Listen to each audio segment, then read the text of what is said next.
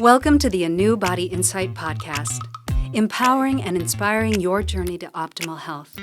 Hosted by Dr. Supatra Tovar, clinical psychologist, registered dietitian, fitness expert, and author of Deprogrammed Diet Culture. Rethink your relationship with food, heal your mind, and live a diet-free life.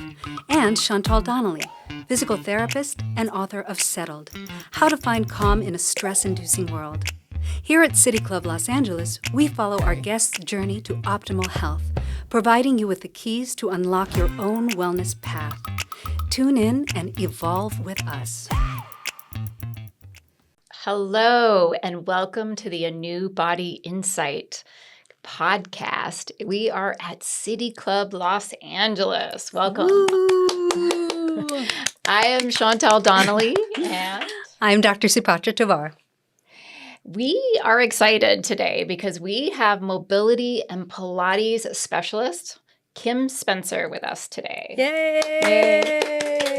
Kim's also a really good friend, and I'm going to tell you a little bit about her. Kimberly Spencer is a dedicated mobility and Pilates instructor with over 25 years of teaching experience. Her lifelong passion for teaching movement began during her teenage years, following her through a professional dance career and ultimately to her certification as a Pilates teacher under Long Beach Dance Conditioning. Kimberly's journey started in a physical therapy and Pilates clinic for 6 years before establishing her own studio that focuses on enhancing mobility, preventing injury, and promoting strength post-recovery. And she holds 3 accreditations, I can say that even better, accreditations, as a mobility and strength specialist in the functional range conditioning system. And in addition to her in-studio and online training services, she currently provides on-site mobility strength training to professional soccer players from the LA Football Club, that sounds like fun, and corporations like Universal Studios, that sounds even more fun.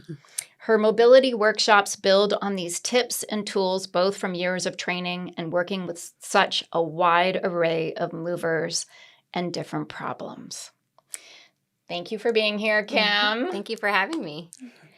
Can you share a little bit? We mentioned that you started in your teenage years really having this passion and wanting to teach movement. Can you tell us a little bit about what sparked that desire and that passion to teach? I don't think I was personally drawn to it. It was more like I was pushed into it. I was pushed into teaching dance when I was 16 for a Cal State conservatory that they ran, and it wasn't really on my radar at the time. And then I think I was just naturally kind of good at it. I enjoyed it. It pushed me to think a little bit differently than as a person who's just dancing. And then the same thing with Pilates. I had been going there for a few years.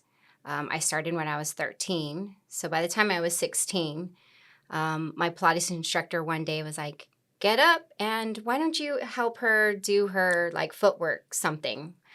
And I just stood there like, what? She's crazy.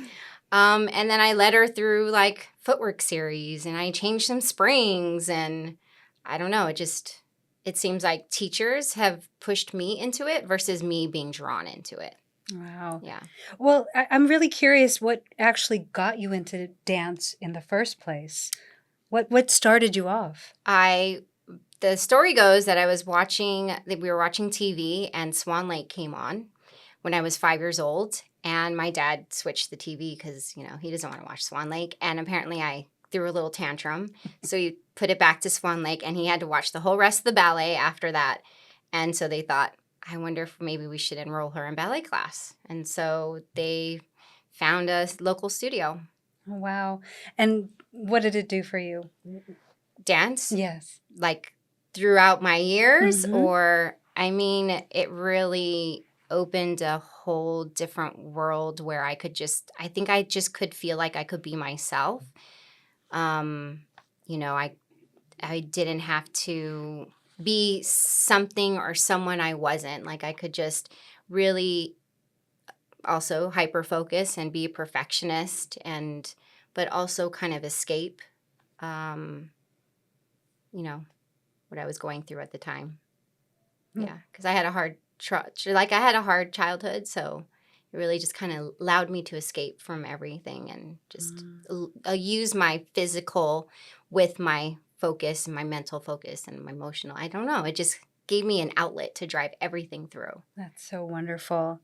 How did your career transition then because you were dancing professionally? We'd love to know what company you were dancing with or companies. And then how did that transition to, getting your certification from Long Beach? Oh my gosh. So after high school, like even in high school, I did like little things with like postmodern. I did a dance professionally, postmodern. I did a bunch of stuff when I was in high school. And then after high school, I did LA Classical, did a Taiwan tour. So I went on tour with them. And then I came back and I danced for a number of years in Santa Barbara with State Street Ballet. Wow. And, excuse me, and then ended up going back to Taiwan again with their tour. And then after that, we came back and I got injured on stage. I had a grade 3 major ankle sprain on stage, limped off. And I had the lead for a ballet, and there were only 3 people in that entire ballet. And it was I can't remember what it was called, but it was about Cupid, and I was Cupid. And they I was desperate to have that part. So I immediately, anytime I got injured, immediately I wanted to take Pilates because I knew I could really structure my workout to keep me as healthy as possible and to strength train in order to get myself back on stage. And I ended up not being able to do that role, which was pretty traumatizing for me at the time because it was one of those roles that was done on you. The choreography was done on you. You also participated with the choreography, and Wow. So that was really upsetting. But I ended up being asked to again teach.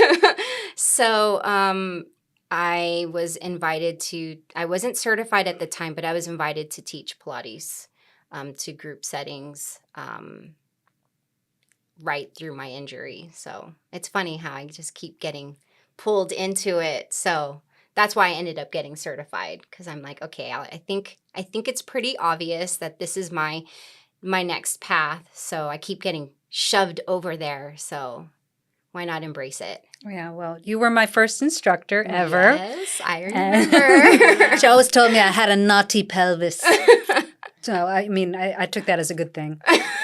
But I have no idea what that means. What does a naughty pelvis mean, Kim?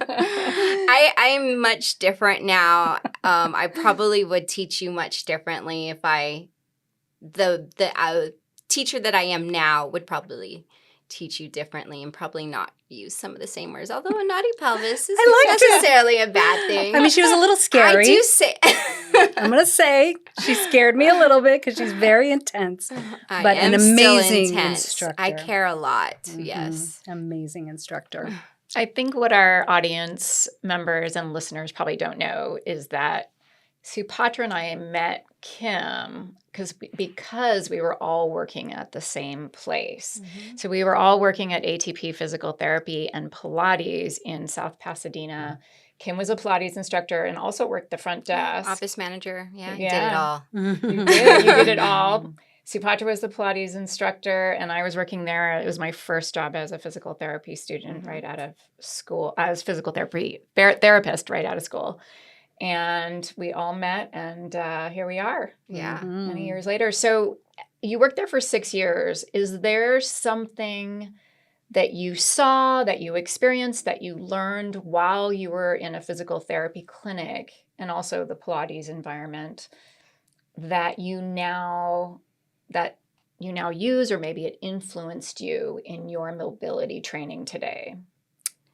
I wouldn't say in the mobility training that I do. There's definitely some exercises and exposure to things that I definitely wouldn't have been exposed to, like vestibular stuff, listening to a surgeon come in and speak about spine. Like that was all stuff that I would have probably never experienced had I not been in a PT clinic setting. But mostly management stuff, like things that I would utilize to manage a studio or my own business. So things that I would use or things maybe I would do differently. So more of that, I think. Because even though I had been teaching for 2 years already before that, no, 4 years, sorry, 2 uncertified and 2 certified, I was still young. I was still early in my teaching path. So We were young, weren't we? we were, We were very young. We're still Long young. time ago. What are you talking about? This was pre-children. Yes. Now our children are 19 and Our adults. older. Yeah.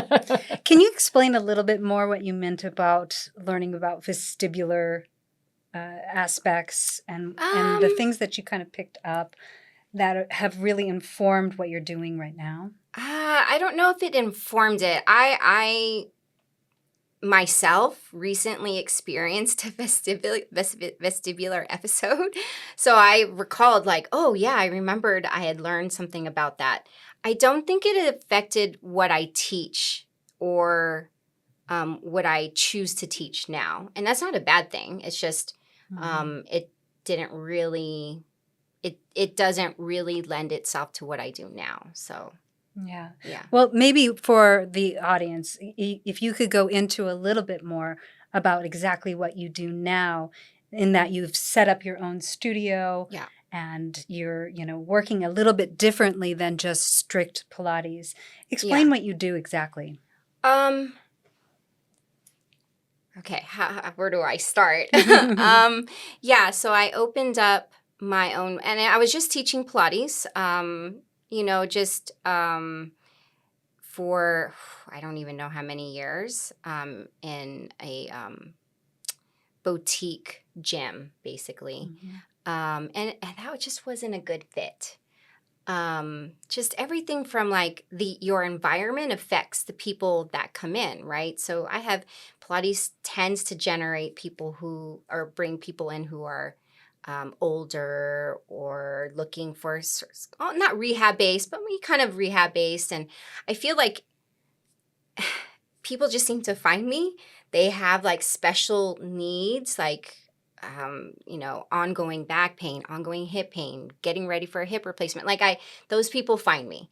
So just the environment wasn't conducive to having these clients in. So thankfully we found a home that I could provide a very isolated space that is private, that I can make conducive to having, people that these clients bring these clients in. I think that made a big difference. And then, to go into the whole mobility thing I'd have to start, why even you want me to go through the whole, Yes. So, mobility is it is very different from Pilates. It started because my daughter was 13 and she tore her ACL and meniscus and had to have major surgery. And it wasn't actually after her. She went to a regular sort of dance therapy PT, and that was okay. But then she ended up having a second surgery, and that is when her PT after that, we found a different PT. I wasn't really happy with the PT that we had found. She was okay. She wasn't bad, but an athlete, especially a young athlete, they really need a good PT. And so we found this other PT, and he said one of the first things he gave her after her second surgery was knee cars. And I was like, knee cars? What the heck is knee cars? Well, they're controlled articular rotations. And the idea that the knee could rotate in isolation independently of any other part of the body was just mind-boggling to me. I had never learned that in all the years of teaching at a PT clinic, all the years of Pilates and PT-based Pilates, and just the whole idea of the knee could rotate in isolation and then that just started a rabbit hole of just, well, what else is this related to? And it just started my whole journey into that. And then I couldn't really focus on anything else because it made so much sense to really look at the structures that's underneath everything that I had been working with or trying to change, always trying to help someone be less in pain, function better, always talking about biomechanics and stuff like that. And this gave me a whole new perspective and set of tools that goes underneath all of what I was already trying to accomplish. So it really changed my perspective a lot on how I teach, on how I view the body, on words that I choose, just everything. Wow. So I don't want to say that like I wouldn't have found it had my daughter not torn her ACL. I feel like I would have eventually got there, but it did kick me over there really quickly. As someone who has worked one-on-one with Kim in this mobility practice that she has, it is very different from physical therapy. It's very different from Pilates. It's really different from any traditional kind of movement. It really is. That I had experienced. And I think that pretty much anyone would experience. And I believe at some point I called it micro movements of torture, I believe was the terminology. Yes. So if I needed to explain it to any of you out there who are trying to figure out what it is that a CARS is or any type of, I'm trying to think of the other terms that you were using when we were working together. I don't know. I throw a lot out there. I'm not quite sure. It's a lot of independent joint movement, very isolated, very specific, but also I don't want that people to be discouraged by those words and think, oh, I'm not flexible enough. I'm not knowledgeable enough. I'm not aware enough. And I'm teaching people on the spot, like people, cashiers, I just pull them off and they tell me something that's going on and I can give them stuff right there, then and there, without any history or anything to alleviate some of whatever they're feeling. And I feel like it is very specific and, again, very isolated and has a lot of focused intent. But it's also super accessible, and I feel like that's why I really love it. That's why I use it, and I want to have people be exposed to it. Of course, there are many, many levels to it, right? But so. What do you mean there are many levels? Give us an idea of that. Oh, I mean, so you're working on a joint. You're working joint to joint. So while we're looking at, say, the spine, that was the other thing, as Pilates people, we think that we're talking about and working and training the spine all the time, but never once had I experienced segmental spine work and actually working very deep at the vertebral level, or even how to approach that with a layperson, or even a person who thinks they've been working their spine their entire life, like Pilates teachers, because I recently taught a workshop that was spine-based. So how do I explain it? There are levels in the sense that first you just get someone to move independently, feel what it's like to, say, let's go back to the knee, or to feel certain part that your spine isn't one item, but it is 24 different items. Just getting them used to feeling that they can move those things. And then, the next level would be like, well, how do we train that? What do we need more of? What are they missing? How do we train that? And them being more intentional. Thank you. I'm like, what is the word I'm looking for? Intentional about rotating their knee. So the movement might still be the same, but maybe there's a different position that would target specific parts or give them more resistance, or just them intentionally adding more tension. Mm. And then, the other level would be actually training to just sort of have a knee that very unlike Pilates, which is, keep your knees in line with your hips, in line with your ankles, would be, okay, well, what if I had my knee turned in and my foot turned out and I was holding weight and training that and bending up and down, which people would be like cringing, Mhm. if you saw someone doing that on, let's say, the Reformer or the Cadillac or even just out in a gym. Mhm. But then training that, being able to be that kind of, having that kind of strength in no matter what range you're using or doing.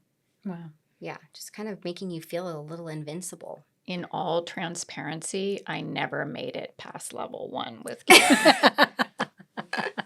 Sometimes, a lot of times, level 1 is very, very hard, especially if I have chronic pain people and neuro people, and it's. I'm a movement specialist myself, and this was so different for me. And we were working on spine articulation. And as a Pilates person, I'm Pilates certified. We do spine articulation all the time. All This the is time. on a whole other I think that's when you broke out the micro movements of torture. Yes, that's when I think that's when you said that word. That came out. Yeah. Yes, I was not happy with you. Yes, yeah. I think if people are confused at what it might look like, your Instagram, I think you put a lot of that stuff on there. I Can try you tell to. us? Give your Instagram handle so people can know to go to it's them. Mobility Focused Pilates. Mm-hmm. And just describe some of the stuff that you put on there. I think it's fascinating. Oh my gosh, I don't know. I put everything out there. I try to give people options, trying to kind of lay out those different levels. A lot of these Instagram marketing people say, well, you got to niche down. And I'm like, but I can help so many people. I help everyday people, but I also help Pilates teachers understand that it doesn't have to be super complicated. Like you can teach a little bit of this joint focused movement. You can integrate it, or you can experiment with yourself. Here are some options, like for the knee, for the ankle. Okay, instead of just the toe curls with the towel, like let's move them independently. And I just feel like just trying to lay options out, but also lay out options like that it doesn't have to, for Pilates people, it doesn't have to be boring. Like it can be creative if you want to, but still joint specific. Instead of just creative to be creative, which I'm all for, or creative just to strengthen, I'm all for that. But I like to really show that it can be creative, or it can be strengthening, and it can still be joint focused. Yeah. You had mentioned your daughter's injury doing gymnastics, and I know both of your children were in competitive gymnastics when they were teenagers and younger, right? Yeah, basically up until 12 or 13, they were very high level. Yeah. Was there any experience or just being around the injuries that you see with gymnastics, did that guide you in any way towards what you're doing now? Is that... I mean, I was always very interested on the choices that they would do for exercises. I was always very interested in that. But again, it was never joint specific. So not that any of the exercises that they were given or that they would do were necessarily bad, especially because my kids were in and out of PT, or we had them working with trainers. And none of it was ever joint specific, but I didn't know it at the time, right? I was just thinking more biomechanically sound, which is not something I actually use now. But I was thinking more of that direction. And with gymnastics, if you're not articulating the joints the way that you should, you're hinging on one joint, and that's how the injury occurs. Am I getting that right? Yeah, well, yeah, so yes, in the sense that they're, I don't even know where to start with that one. So Stumped ya. yes. Okay. So yes and no, right? So I think actually gymnasts probably are like closer in the sense that they do get a lot more rotational stuff. But yeah, so typically exercises, traditional exercises, or even like gymnastic exercises, gym, Pilates even, very linear, right? Forward, back, in and out. Even if you like, we did the whole PT segment where, lunge forward, you lunge diagonal, you lunge side. But it's still very linear if you think about it. It's never rotate the knee and lunge forward that way. So, which again, people might cringe, but like, what if you can train that knee to be strong in that range? Or recently I've been posting a lot of ankles where I'm rolled out on my ankles. And I'm working with dancers at Universal and they're freaked out by that. And I tell them, I say, but how many sprains have you had? Oh, I've had multiple. Well, if you trained your ankles to be strong in that range, there's a strong possibility that you may never get a real bad sprain because you've trained your tissue to tolerate that. You've trained your tissue to roll and it doesn't freak out. It feels like, oh, well, I've done this. Like it might be achy. It might, be a little sore, but it won't blow up into a grapefruit. It won't all of a sudden pain, right? Pain eats away all your range. It says, no. You hurt me. Right. I'm going to take all your range out. And then that creates another whole other problematic pattern that a dancer has to, or a gymnast or an athlete, a mom stepping off a curb, right, has to work through. And if you never, one, recover those ranges, right, or two, ever train that faulty pattern, it's always going to be upset every time you go into that range. You're building the body's capacity. Yes. Just making it as, tolerant, flexible, resilient, building up capacity, especially with athletes. Healthy. Let me correct that. Healthy athletes, right? But dancers are always, I say, externally rotated. So I'm trying to get them to rotate the hip in because you're spending all that time this way. Well, what about all the inner capsule stuff? Each sport athlete has their own thing, right? Their history, their physiology, fear. Fear is a huge one with chronic pain people, neuro people, and even athletes like this dancer who I've been working with, and she's like, it makes me sick to my stomach seeing you do that with your ankle. And I'm like, well, we got to get you there because you can't keep spraining it. Right? You need to build up that ankle's capacity to tolerate being rolled. Wow. And if you start with somebody young enough, you can really increase their mobility and their strength. And their tolerance for, being kind of out of a sort of a range. Yeah. So that's amazing. I mean, yes, now that I think back, I'm like, oh, they should have been doing other things besides those exercises.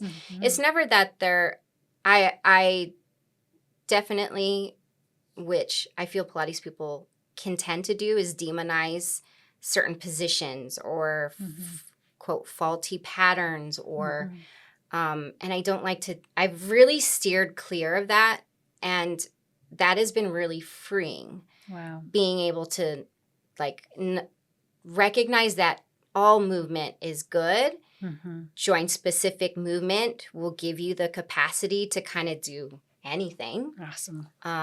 But definitely it's been freeing to not demonize like a bad position or call it bad or, I still think things are naughty in the sense that, like, they're not, pelvis. Like a segment that's naughty. It doesn't want to move or it's grumpy. I'll say things like that still. But I love it. Well, we will get naughty in the next section of this podcast. But right now we're out of time.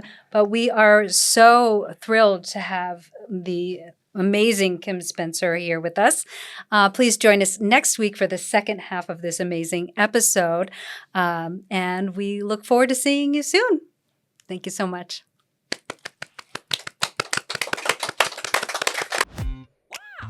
Thanks for tuning into the ANEW Body Insight podcast. Please remember, the content shared on this podcast is for entertainment purposes only and does not constitute medical advice. You can find us anywhere podcasts are streaming, on YouTube at my.anew.insight and at anew-insight.com under the ANEW Body Insight podcast tab. Follow us on our socials at my.anew.insight on Facebook, Instagram, TikTok, and Threads for more updates. Tune in next time and evolve with us.